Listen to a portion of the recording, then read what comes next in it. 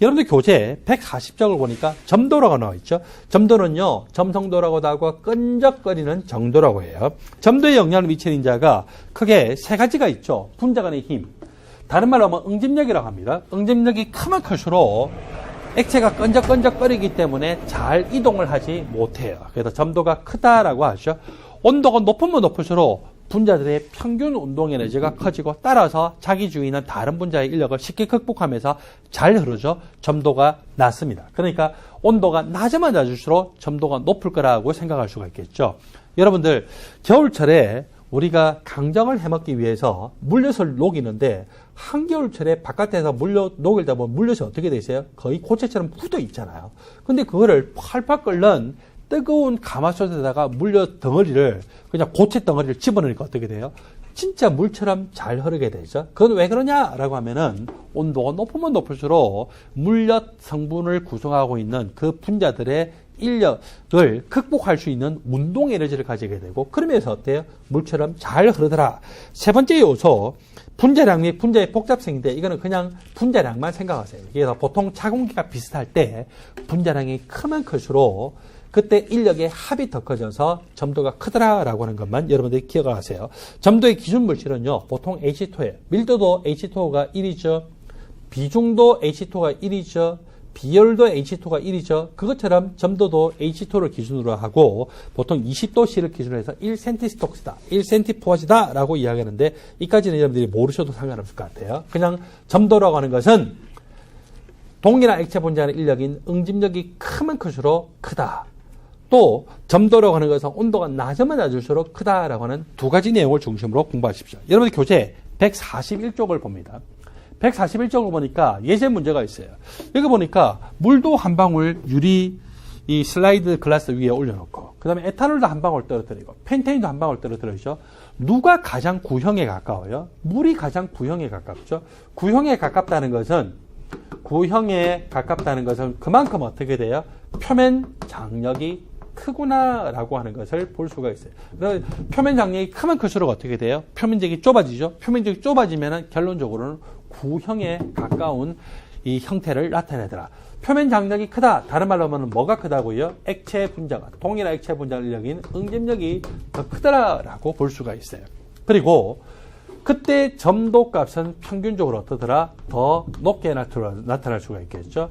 증기압은 어때요? 그만큼 인력이 크니까 기체로 되기 어렵겠죠. 증기압은 상대적으로 작겠구나라고 생각을 할 수가 있어요. 저 내용을 바탕으로 해서 이제 문제를 풀기 전에 한 가지만 더. 끓는 점 상태에서 액체가 기체로 완전히 바뀌는데 필요한 열을 뭐라 합니까? 몰 기화열이라고 하죠. 몰 기화열은 흡열 과정이기 때문에 양수인데 그 값이 물 쪽으로 가면 갈수록 더 클 것이다 라고 볼 수가 있습니다. 이에 대한 보기의 설명으로 옳은 것의 개수를 구했어요. 표면 장력은 물이 제일 크죠. 에탄올이 제일 작고 에탄올이 작고 펜테인이 제일 작은 걸 볼 수 있어요. 뭘로부터 알 수 있어요?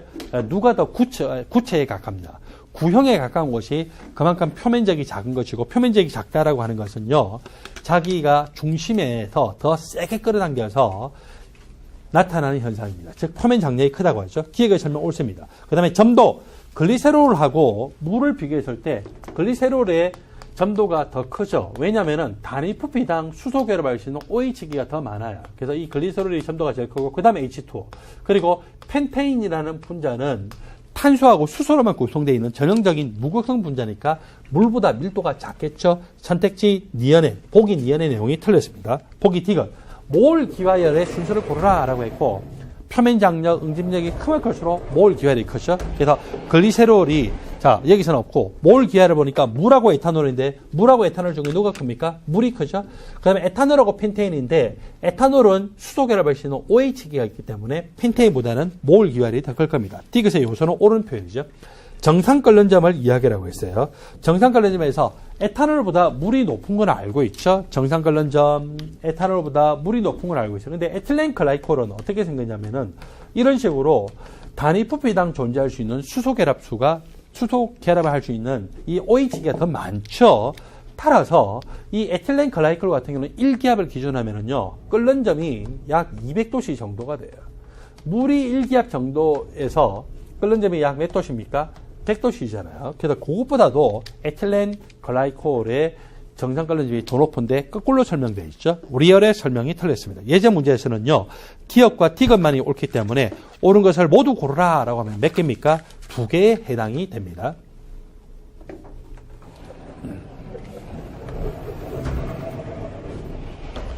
여러분들 교재 143쪽 이번에는 액체 성질 세 번째 것입니다. 우리는 두 가지를 먼저 해서요.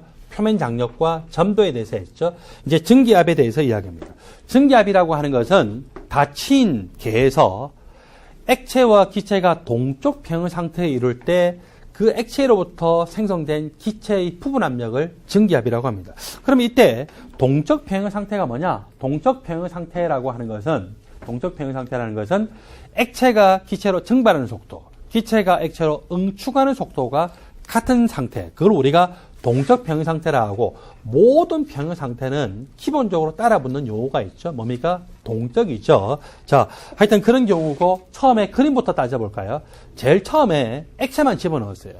그리고서 이 액체로부터 증발된 기체가 없었죠. 마개를 잘 닫았어요. 액체가 가만히 있을까요? 액체가 증발하기도 할까요? 증발하기도 하겠죠. 이 액체들 중에서 표면에 있는 액체 분자들 중에서 유난히 운동 에너지가 큰 액체 분자들은요. 다른 액체 분자와 인력을 극복하고 기체로 되기도 합니다. 그 다음에 기체로 되고서 끝나는 것이 아니고 이 기체들 중에서는 또 운동 에너지가 작아지면서 액체를 응축하기도 하죠. 액체를 응축할 때는 밑으로 떨어지기도 하지만 이 벽면에 묻으면서 응축하기도 합니다. 자, 아직은 기체 분자 수가 적기 때문에 증발하는 개수가 3개일 때 응축하는 개수가 1개밖에 안 되죠. 근데 충분히 시간이 많이 지나게 되면은 증발하는 분자는요, 아무리 많이 증발해봐야 액체보다 기체는 부피가 수백 배 정도로 크기 때문에 기체가 한참 증발해도 액체는 별로 증발을 안 한 거예요. 그래서 액체는 증발 속도가 처음이나 나중이나 거의 비슷하죠. 처음에도 3개 증발했는데 어느 정도 시간이 지나고 난 다음에도 3개 증발하고 충분히 시간이 많이 지나고 난 다음에 증발 몇 개 합니까? 평균적으로 3개 하죠. 그 말은 이 증발하는 속도는 액체의 양이 충분하게만 하면은 처음이나 나중이나 거의 변화가 없어요. 근데 응축하는 속도를 보면은요, 갈수록 증발 속도가 응축 속도, 증발 속도보다 응축 속도가 어때요? 아직은 느리죠? 그래도 이제 갈수록 기체 분자 수가 많아지면서 응축을 많이 하게 되고, 그러다가 어떤 순간에 딱 도달하니까 증발을 3개 할 때 응축도 3개 하더라. 즉, 증발 속도와 응축 속도가 똑같죠? 그때 이 기체들이 나타내는 부분 압력을 뭐라고 합니까? 증기 압력이라고 이야기를 하죠.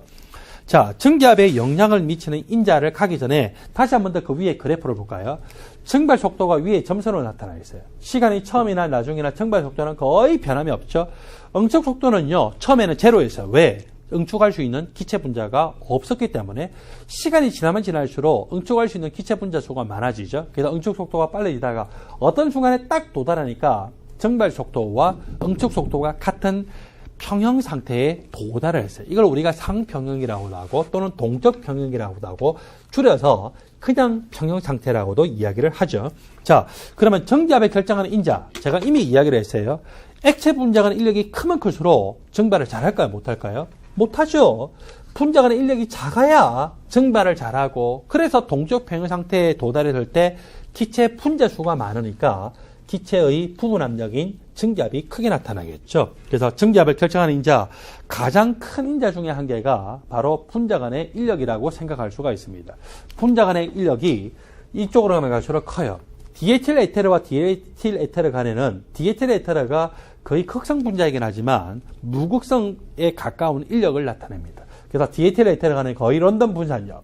아세톤과 아세톤 간의 인력은 부분적인 양성과 부분적인 음성으로 전기염 농도 차이에 따라 나뉘어지죠. 전기염 농도가 작은 C가 부분적인 양성, 전기염 농도가 큰 O가 부분적인 음성. 여기도 마찬가지로 부분적인 음성, 양성으로 나뉘어지죠. 그래서 이렇게 음성 부분과 양성 부분이 인력이 작용하는 이중극자, 이중극자 인력, 다른 말로 쌍극자 간의 인력이죠.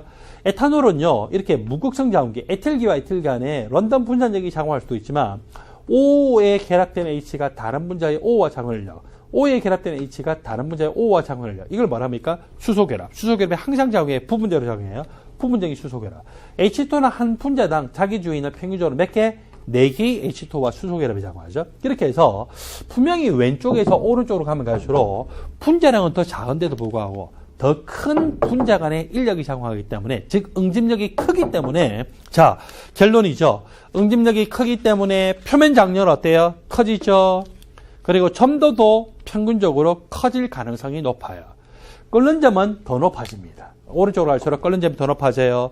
그리고 몰 기화열, 즉 끓는 점의 온도 조건에서 완전히 액체가 기체로 바뀌는데 흡수하는 열도 더 크겠죠. 그리고 증발을 잘 못하기 때문에 어떤 온도, 25도 또는 30도씨라고 하는 기준 온도에서 존재하는 기체 분자 수가 적으니까 증기압력은 더 작게 나타날 겁니다. 여러분들 교재, 여기 증기압에서 영향을 미치는 첫 번째 인자가 온도예요. 143쪽에 온도 요소를 볼까요? 온도가 낮은 경우에 기체 분자들이 이런 분포 함수를 이룹니다. 온도가 높은 경우에 분포 함수를 이루죠. 온도가 높아지니까 이렇게 표면에서 탈출할 수 있는 분자 수가 그 B값이 어떻게 돼요? 더 커지죠. 그래서 온도가 낮을 때 전체 분자들 수 중에서 이렇게 표면을 탈출할 수 있는 분자 수의 B값이 작았고, 온도가 높아지니까 평균적으로 이 분자들의 운동 에너지가 다 커지게 되고, 따라서 전체 기체 분자들 중에서, 운동하는 분자들 중에서 그 표면에서 인력을 극복하고 증발할 수 있는 분자 수의 B가 많아지죠. 그래서 여러분들 결론은 한 가지입니다. 온도가 높으면 높을수록 증기압력은 어떻게 되더라? 온도가 높을수록 증기압력은 더 높아지죠. 자, 여기에 굉장히 중요한 정의가 나오는데, 어떤 온도에 딱 도달했더니 액체의 증기압이 뭐하고 똑같아지냐면은 외부 압력인 일기압 760mm Hg와 같아졌어요. 이 온도를 우리는 뭐라고 합니까? 끓는 점이라고 이야기를 합니다. 그러면 거꾸로 끓는 점은 어떻게 이야기를 할 수 있냐면은, 순수한 액체 물질은요, 증기압 곡선이 딱 정해져 있거든요. 외부 압력 조건이 증기압 곡선과 만난 온도, 이걸 우리는 끓는 점이라고도 할 수 있죠. 다시 이야기할까요? 끓는 점이라고 하는 것은 액체의 증기압의 온도가 높아짐에 따라서 커지고, 액체의 증기압이 외부 압력과 같아지는 온도. 거꾸로 이야기하면은, 증기압 곡선은 순수한 액체 물질에서 정해져 있는데 외부 압력 조건이 증기압 곡선과 만나는 온도, 이걸 우리가 끓는 점이랍니다. 외부 압력이요, 일기압 760mm Hg일 때의 끓는 점을 특별히 우리는 정상 끓는 점이다 라고 이야기를 합니다. 자, 여러분들 교재 144쪽의 내용을 봤더니 여기 액체 분자 간의 인력과 증기압의 상관관계에 대한 그림이 나타나져 있죠. 그래서 144쪽 중간에 보니까 다음과 같은 그림이 나타나져 있습니다. 다음과 같은 그림이 나타나 있고, 다음 시간에는 144쪽 중간에 온도가 높음에 따라서 이 액체 분자들의 응집력이, 액체 분자들의 증기압이 커지고 증기압이 커지고 증기압이 커지는데, 이것들이 분자 간의 인력인 응집력과 저 온도와 그리고 증기압에 어떤 상관관계가 있냐를 이렇게 곡선 그래프도 공부하고, 그리고 오른쪽에 있는 직선 그래프 형태로도 공부를 할 텐데, 특별히 오른쪽에 있는 이 직선 그래프는 여러분 책에 나와 있는 바와 같이 로가리즘 증기압력이라고 하는 것은 마이너스 R분의 몰 기화열 곱하기 T분의 1 더하기 C라고 하는 클라우시우스 클라페론식으로 나타나고 있어요. X축이 T분의 1이고 Y축이 로가리즘 증기압력일 때 기울기가 뭡니까? 마이너스 R분의 몰 기화열이죠. 그 다음에 기화가 될 때 열을 흡수하기 때문에 이 값 자체가 무슨 값? 양수. 따라서 항상 기울기는 앞에 마이너스 부호에서 음의 기울기를 나타내고, 다음 시간은요, 이 144쪽에 이 직선 그래프와 그 왼쪽에 있는 곡선 그래프, 특히 직선 그래프는 클라우시우스 클라페론식과 관련되어 있는데, 이 내용부터 계속 고체 그리고 용액 단으로 넘어가면서 공부를 하겠습니다. 감사합니다.